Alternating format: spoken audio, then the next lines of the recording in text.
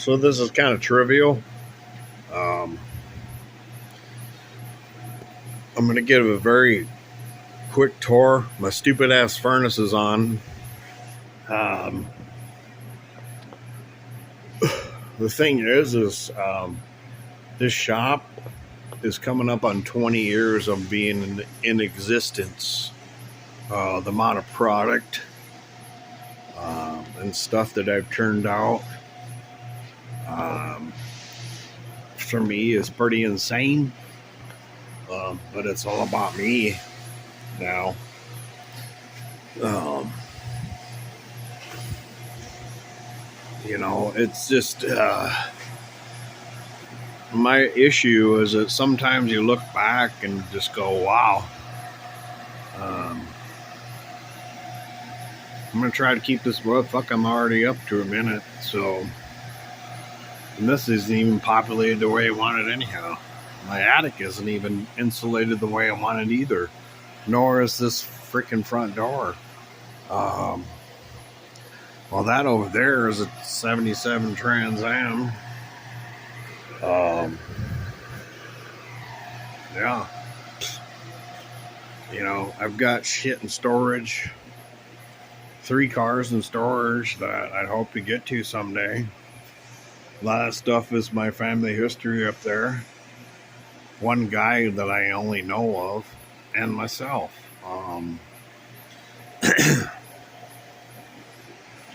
This is the run stand that I run every carburetor on. All these headers were fabricated for one hookup, and I have 4 different applications. Yeah, it's just this is a life process for me, but sometimes it sucks, but sometimes it's cool. You hope that people relate with you, but most times they don't. 3800 build that um, going in an 02 Monte Carlo 671 setup that's destined to a 455 Olds setup.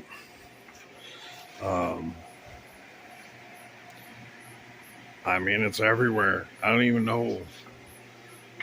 I have so many different projects. It's insane. Spent a lot of money to get this organized actually this year. And most of this stuff, believe it or not, once upon a time, well, I've cut some of that off, but it was all this stuff was from the dump. Somebody's built-in cabinets that came from the dump, so I brought it back here 15 years ago and made it part of my shop.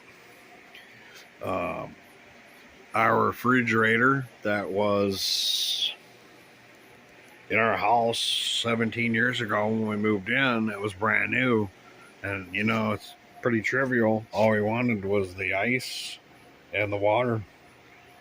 But yeah, now it's our freezer and beverage fridge. um, I think the video is going to get way too long, but yeah, now, once upon a time, like 15 years ago, this was the office. I had a PC over there. Customers would come into here and then whatever they wanted and made an invoice and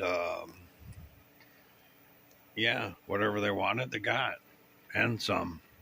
Always made sure it was worth their while. Now it's a plating room. It's a zinc plating, zinc electroplating. Um, it's it's not hazardous, but a little bit, but not bad. But there's a lot of value back here. There's a lot of knowledge. There's a lot of information.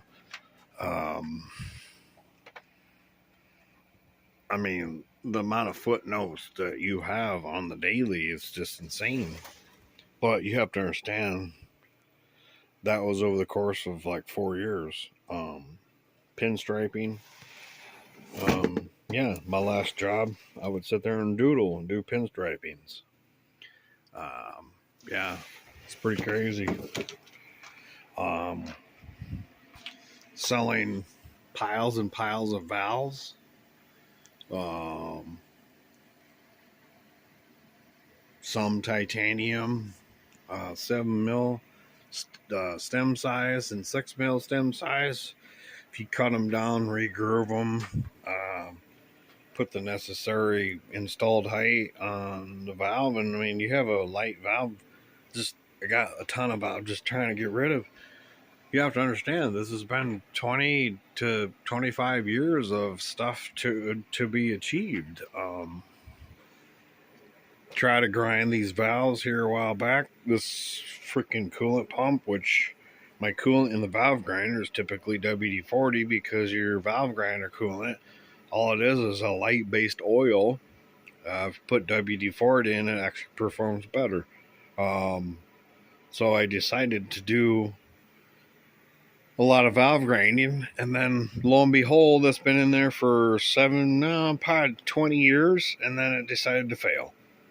But I'm not going to disclose the chemical that I put in there, and so yeah, it's my fault that happened, and I knew better. But hey, live and learn, right? Yeah, heater kicking on, just like always. Absolutely appreciate and love this mill setup. It's all home built. Yeah, as well as this is another CNC setup that's home built.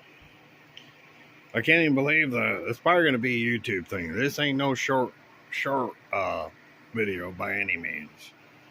Yeah, and that's all done. Yeah, this stuff is just damn cool. Just trying to document this stuff so my kid knows that I'm not a complete fucking loser. You know what I mean? I mean, it's just insane the amount of shit that I do. This is a home built seat and guide machine 2 years ago that I built. It's got an airflow table. Here, so we can get that. Check this out. Watch. Look at it.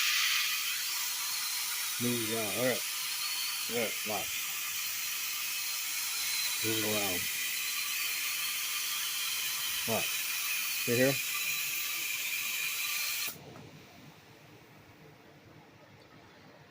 Yeah, the fixture weighs like 80 pounds, but it's an airflow table like your Winona Van Norman setup. Pretty damn proud of that, as well as the flow bench, as well as this turret drill. This 3-phase. I have a static 3-phase adapter. Gonna get that done. I have a mill sitting outside the 3-phase. I have a fixture that's gonna be a fly cutter to surface heads. Yeah, coulda, woulda, shoulda. I got this, I got that, that. But you know what? Sometimes you run out of freaking time. That's not fun. So you're trying to share all this freaking knowledge. Yeah, you're trying to share all this freaking knowledge and all this cool shit. But the thing is if you sell all your tooling and all of your visions and all of your stuff over the years, when you die, it's like pennies on the dollar. Nobody. Okay, so I built this flow bench for like 17 years ago, dude. Do you think anybody is going to know how to run that? Yes, there probably is some out there, but it's going to be a very small demographic of people. This laptop carries a ton of freaking spreadsheets and data that's specific to flow numbers, and yeah, sometimes it just calibration plates. See here. You could teach people, but sometimes it's easier if they owe you 150 bucks, they want to go tell you to go fuck yourself. And they decide they don't know you and you're the biggest piece of shit in the fucking world just because. So you've been friends with some of them people for 20 fucking years, and then they suddenly owe you 150 bucks and they go, yeah, you're a complete asshole. Oh, yeah? How's that? You owe me money. How the fuck am I the asshole?